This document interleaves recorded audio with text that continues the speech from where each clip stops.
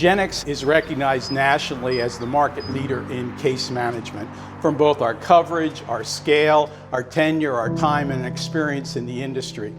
But that reputation has been built by the nature of our programs, but more specifically then by the individual talents of our case managers.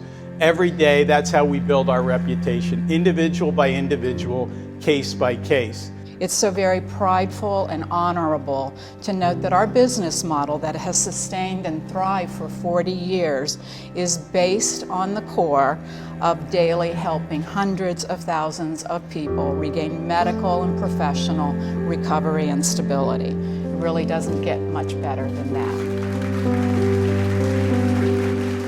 I'm a nurse and I do workers' comp case management, and my job is to ultimately get a patient from an injury back to their normal or their new normal way of life.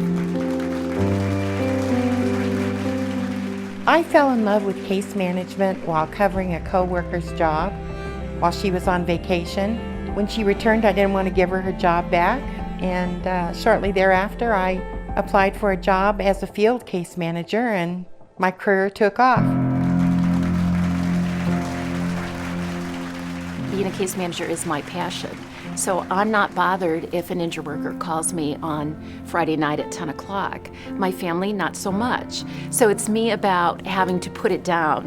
Like I'll think, oh, I wonder how his surgery went on Friday, so I'm calling the injured worker on Saturday. And my fiance is going, why are you calling that guy? Because I'm wondering how he is, and I can't let it wait till Monday. Being a case manager is who I am, and I don't ever just turn it off. Well, I think trust comes with the very first phone call. Right from the beginning, I try to convey, I work with you, I work on your behalf, and I am your advocate, and the feeling is sincere.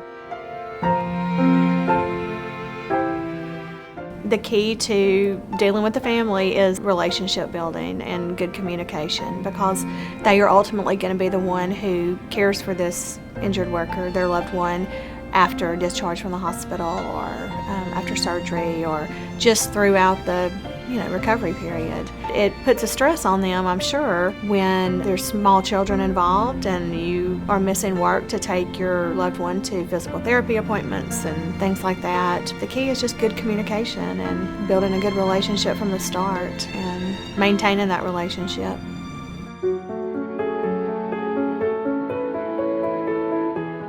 I had a plumber and he fell off the scaffolding and he injured his spleen.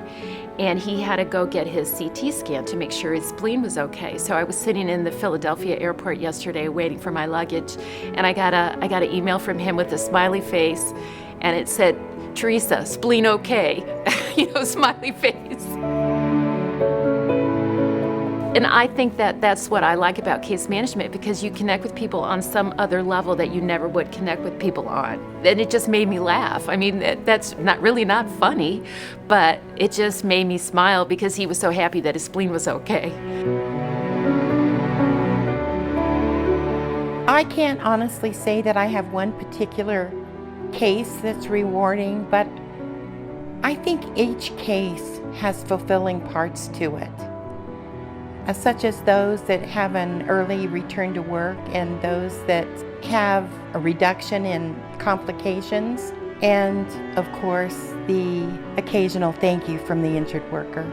We get to see miracles, and that if you help somebody get the medical care that they need and you provide the right support, miracles happen.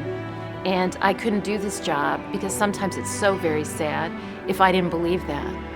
And that's what's so rewarding to me, that every time I have an injured worker that can go back to drive or they get their life back, it just makes me beam. I mean, it just makes all those hospital visits at 8 o'clock on Friday night, all those calls at 11 o'clock on Saturday because someone messed up their meds, they don't know what to do.